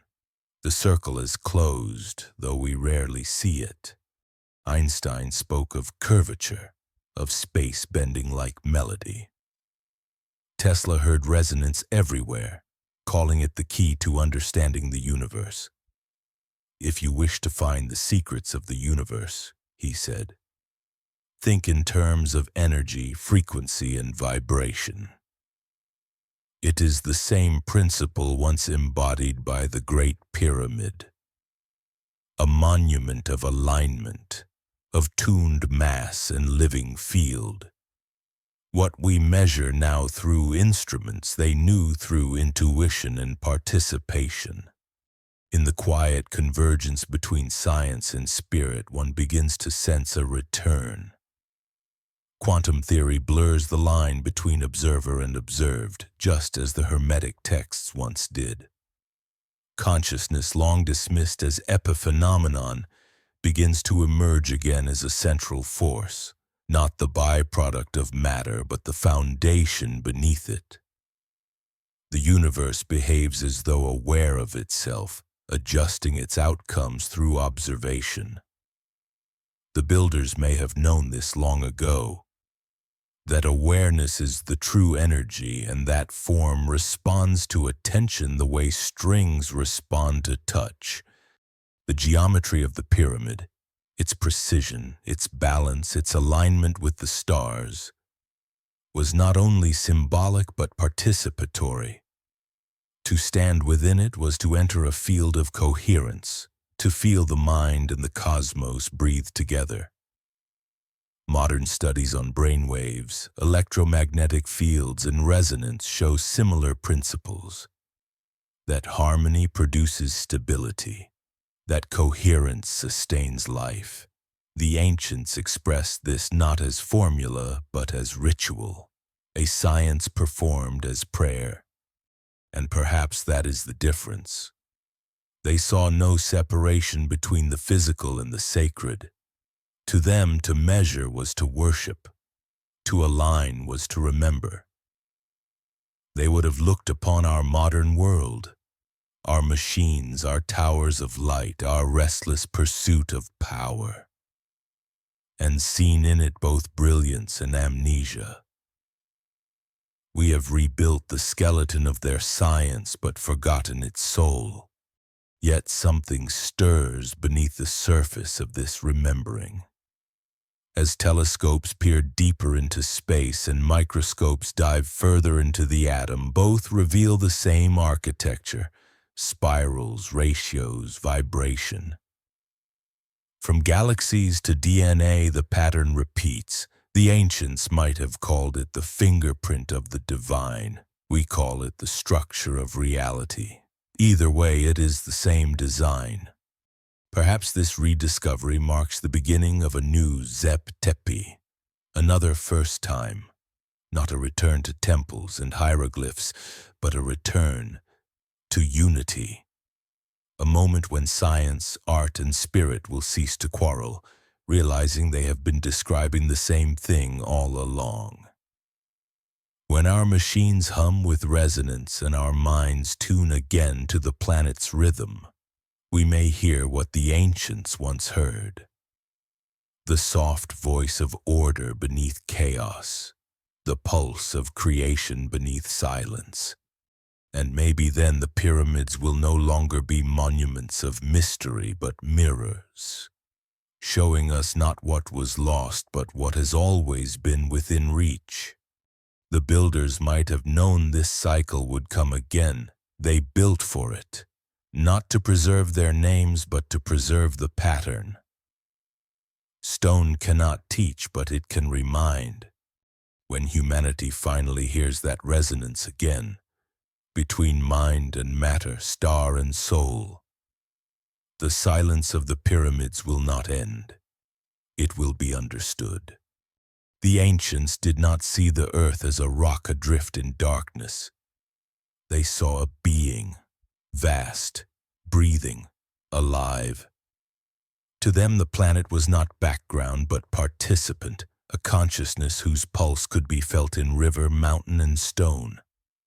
They called her names that meant mother, serpent, song. The builders of Giza knew this presence intimately. They built not upon her body but with it, tuning limestone and granite to her vibration until monument and planet became one instrument. We have forgotten this intimacy. We walk upon the earth as if she were silent, as if her patience were infinite.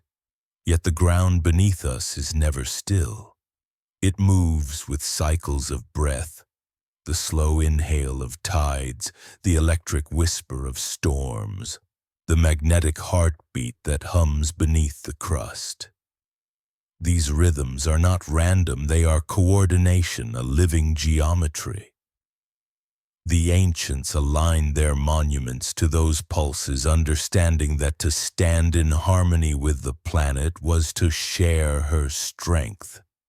Perhaps the Great Pyramid was built not to reach the heavens, but to anchor the earth, a stabilizer of energy, a geometric heart drawing coherence from chaos. Each side faces a cardinal direction, each stone grounded in magnetic flow. Its proportions balance gravitational stress and solar radiation. Its alignment unites cosmic and terrestrial axes. The structure is not separate from the planet. It is a crystal grown from it, a point of resonance in a planetary field. Modern instruments record subtle electromagnetic patterns radiating from the plateau. They pulse in harmony with the Schumann resonance, the same frequency that governs the waves of the human brain in deep meditation.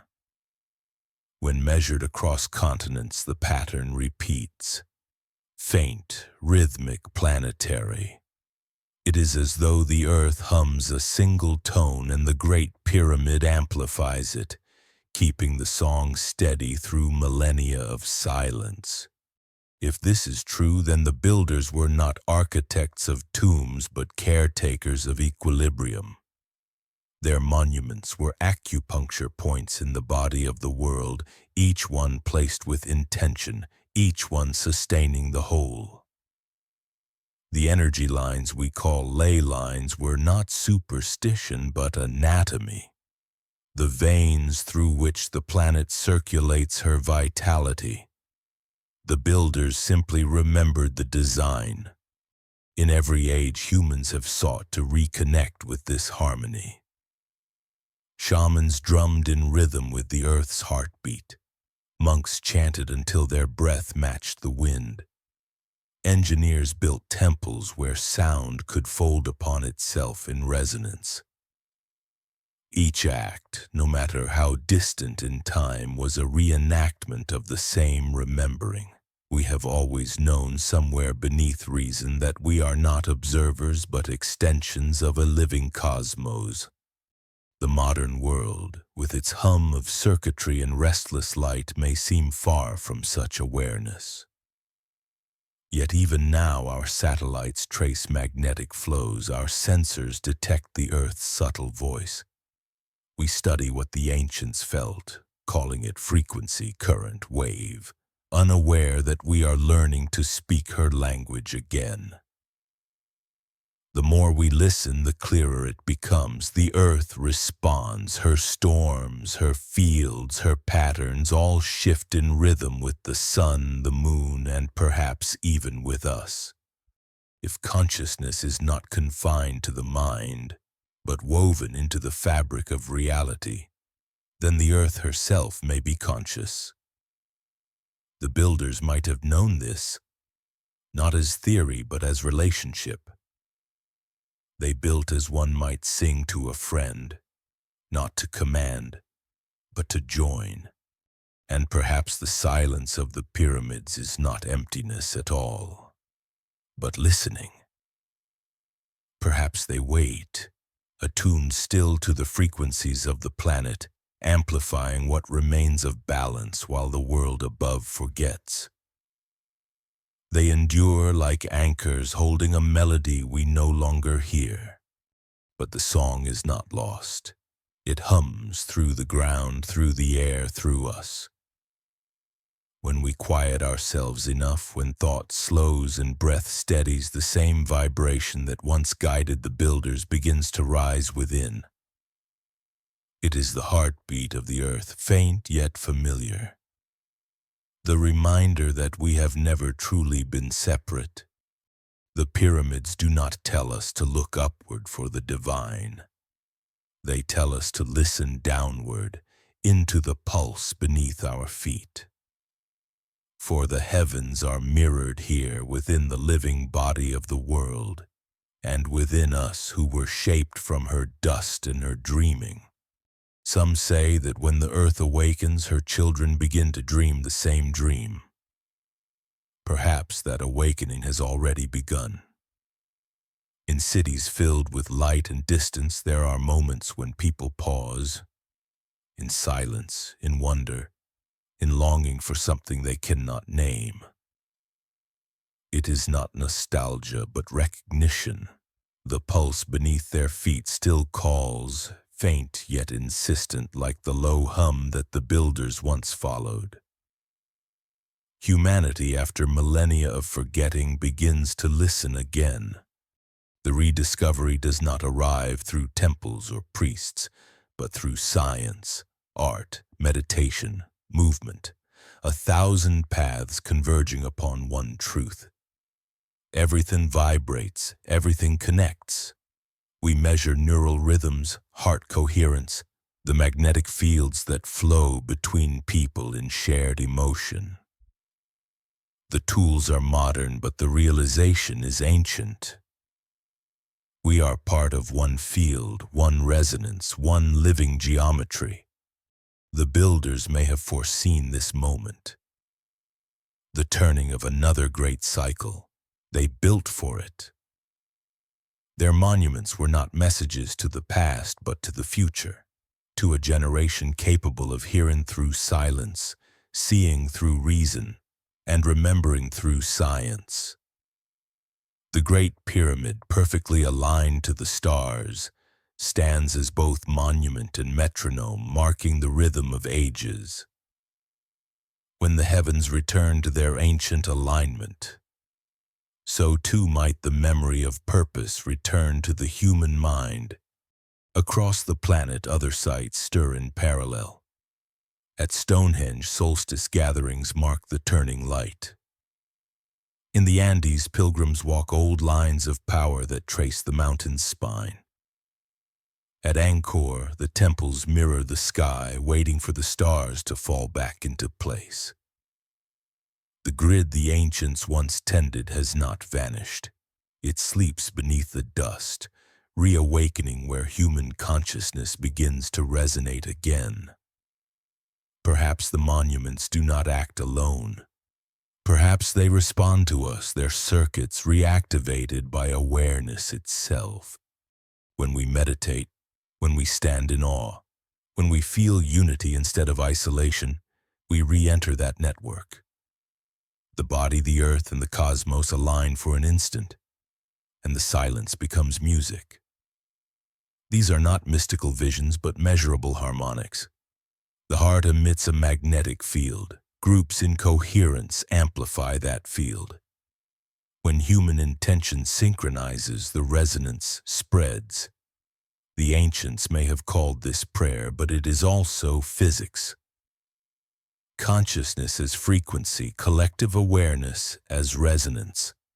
If the builders knew this, their greatest work may not have been in stone, but in human potential. The pyramid is both map and mirror, a reflection of what a single harmonized mind can create, multiplied by thousands acting in unity. To build such perfection required not slaves, but coherence, a civilization vibrating in shared purpose, capable of aligning labor, rhythm, and intention into a single architectural breath. The monument itself is proof that unity once existed at a scale we can scarcely imagine, and that unity may not be gone, only dormant. In moments of crisis, humanity feels it stir, the instinct to join, to heal, to protect. The same impulse that drew the ancients to align with the stars now draws us toward balance again. Environmental, social, spiritual. The earth changes, the climate shifts, and beneath the fear there is also remembering. The planet calls for harmony, and something deep within us recognizes the tone. The builders did not carve their message in language because language divides. They carved it in proportion, in resonance, in permanence. A message that could survive until the listener was ready to understand without translation. And now, as science approaches spirit and spirit rediscovers science, perhaps the decoding has begun. It may be that the true function of the Great Pyramid was never to generate power or to store knowledge, but to awaken it. A trigger placed in the landscape, not mechanical but symbolic, meant to reawaken awareness when humanity had forgotten its place within the whole. A reminder that the divine is not above us but within us, and that to remember this is to restore balance to the earth. The age of separation is ending. The hum grows louder. We are beginning to remember the song. And as we do, the pyramids, long silent, seem to breathe again. Not as relics but as mirrors, reflecting a truth the builders always knew, that the power to build eternity does not come from the gods above, but from the harmony we carry within. There comes a point when even questions fall quiet, when the stars over Giza shimmer not as riddles to be solved, but as reflections upon water, ancient, unreachable, serene. The wind moves softly around the pyramid's edges, whispering through cracks where light once entered. Time has no weight here. It drifts like dust across the stones, indifferent, eternal. Perhaps this is what the builders intended, not to answer, but to preserve the stillness from which answers are born. The Great Pyramid in its silence teaches by example. It does not explain its geometry or its purpose or its age. It simply stands, perfect in patience, waiting for minds quiet enough to hear what cannot be spoken. Every civilization that has passed through this desert has tried to name the monument's secret. Tomb, temple, observatory, machine. But none of those words reach the heart of what it is. It is not a structure. It is an act of remembrance.